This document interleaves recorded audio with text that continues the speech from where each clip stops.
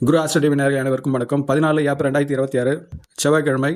கடகம், சிம்மம், மீனம், கன்னி 3 ராசிக்கான தினப்பலன். கடகராசிக்காரர்களுக்கு உங்கள் ராசியிலேருந்து 8ஆம் இடத்துல கும்பத்தில் வந்து ராகுவுடன் சந்திரன் வந்து சதய நட்சத்திரத்தில் இருப்பது உங்கள் ராசியிலேருந்து 8ஆம் இடம் இருக்கிறதுனால உங்களுக்கு சந்திராஷ்டமம், செவ்வாயும் புதனும் சந்திராஷ்டமாக இருக்கும். அதனால் மனம் சார்ந்து உங்களுடைய வார்த்தைகள் சார்ந்த தொழில்நுட்ப ரீதியான விஷயங்களில் வந்து கவனமாக இருங்கள். வீணான விவாதம் வேண்டாம். டாக்குமெண்ட்டான சொத்து பரிவான விஷயத்திலும் கவனமாக இருங்கள். தொழில் சார்ந்த விஷயத்திலும் ரொம்ப ரொம்ப பிரச்சனைக்கு உள்ளாகும். ஏன்னா மீனத்தில் எல்லாம் ஒன்று சனியுடன் செவ்வாய் புதனும் வந்து சனி நட்சத்திரத்தில் உட்கார்ந்து அது பொதுவான 7ஆம் பார்வையாக அவங்க 3ஆம் வீட்டை பார்ப்பதால் சகோதர வழி உறவுகள்லாம் வந்து சகோதர ஒரு வித கான்ஃப்ளிக்ட் உண்டாகும். ஏன்னா சந்திரனும் தேய்பிரியாக இருந்து ராகுவோடு இருக்கிறதுனால ஒரு வித கிரக தோஷம் தான். அதனால் இன்றைய நாளை வந்து ஆலை வழிபாடு தியான யோகா செய்து கடந்து செல்வது சிறப்பு. ஏன்னா உங்கள் ராசிநாதன் பாம்பின் பிடியில் இருக்கிறதுனால இந்த நாளில் வந்து எந்தவித முக்கிய முடிவுகள் எடுக்கணும், அமைதியாக கடந்து செல்லுங்கள். வாழ்க வளமுடன். சிம்மராசிக்காரர்களுக்கு உங்கள் ராசியிலிருந்து 7ஆம் இடத்துல கும்பத்தில் வந்து சந்திரன் ராகு நட்சத்திரான சதய நட்சத்திரம் இருப்பது, அதன் மேல் வந்து குரு 9ஆம் பார்வையாக பார்ப்பது தொழில்நுட்ப சார்ந்த விஷயங்கள்லாம் உங்களுக்கு ஏற்புடையதாக தான் இருக்கும்.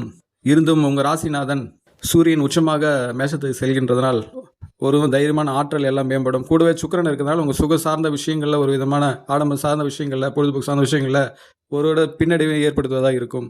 ஏன்னா 8ல் வந்து செவ்வாய் புதன் 3 கிரகம் மறைவாக இருந்து உங்கள் 2ஆம் வீட்டை பார்ப்பது குடும்பம் சார்ந்த விஷயங்களில் ஒரு விதமாக அழுத்தத்தை உணர்வீங்க. முக்கியமாக வாகனங்கள் செல்லும்போது கவனம் செல்லுங்கள். பண பரிவர்த்தனை சார்ந்த விஷயங்களில் ஜிபே, ஃபோன்பேயில் இது பண்ண ரொம்ப ஜாகிரதையாக எண்களை டைப் பண்ணுங்க. ஏன்னா சந்திரன் ராகுவோடு இருக்கிறதுனால தொழில்நுட்ப சார்ந்த விஷயங்களில் ஒரு கான்ஃப்ளிக்ட் உண்டாகும். மறுபடியும் உடல் ஆரோக்கியம், மாணவரின் கல்வி, உங்கள் படைப்பாடு சிந்தனை, தொழில், வேலை எல்லாம் ஓரளவுக்கு நியூட்ரலாக இருக்கும். இருந்தும் கவனமுடன் இருங்கள். வாழ்க வளமுடன். கன்னிராசிக்காரர்களுக்கு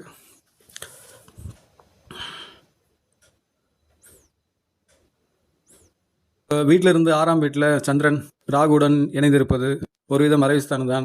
இருந்தும் குரு பார்வை இருக்கிறதுனால பெரிதான ஒரு பாதிப்பு இருக்காது. உடல் சுகவினை இருந்தாலும் அது மீண்டு வர சூழல் இருக்கும். இருந்தும் 7ல் வந்து 3 கிரகம் இருந்து உங்கள் வீட்டை பார்ப்பது, உங்கள் ராசிநாதனே வந்து பகை கிரகமான செவ்வாயுடன் இருப்பது உங்கள் தைரியமான வேகம் இதெல்லாம் வந்து ஒரு விதமான ஒரு பரபரப்பை இது ஏற்படுத்தும். ரத்த அழுத்தத்தில் மாறுபடுறதையும் உணர்வீர்கள். அதில் ஒரு சோர்வு உண்டாகும். அது உடல் நலத்தையும் பாதிக்காமல் மனநலத்தையும் பாதிக்காமல் பார்த்து கொள்ளுங்கள். ஏன்னா மனோகாரங்கன சந்திரன் தேய்பிரை சந்திரனாக இருந்து 6ஆம் இடத்துல மறைவாக இருக்கிறதுனால ஒரு விதமான ஒரு சுற்றி வளைச்சி ஒரு விதம் குழப்ப நிலை கொண்டு போகும். இருந்தும் குரு பார்வை இருப்பதால் ஓரளவு ஆறுதல் அடையலாம். ஏன்னா சூரியனை வந்து சுக்கிரனை போகிறதுனால 8ல் மறைவாக இருக்கிறதுனால மேஷத்தில் சுகம் சார்ந்த விஷயங்களும் ஒரு பாதிப்பு இல்லாமல் பார்த்து கொள்ளுங்கள். ஏன்னா ஆற்றல் இழப்பு, வேகம் இழப்பு, அந்த தலைமைத்துவத்தான இழப்பு, புகழில் ஏற்படுற மந்தம், ஆடம்பரமாக பொருட்களை வாங்கி அதை வந்து அழிவு சூழலுக்கு கொண்டு போயிடும். இதெல்லாம் கவனித்து தவிர்த்து கொள்ளுங்கள். வாழ்க வளமுடன்.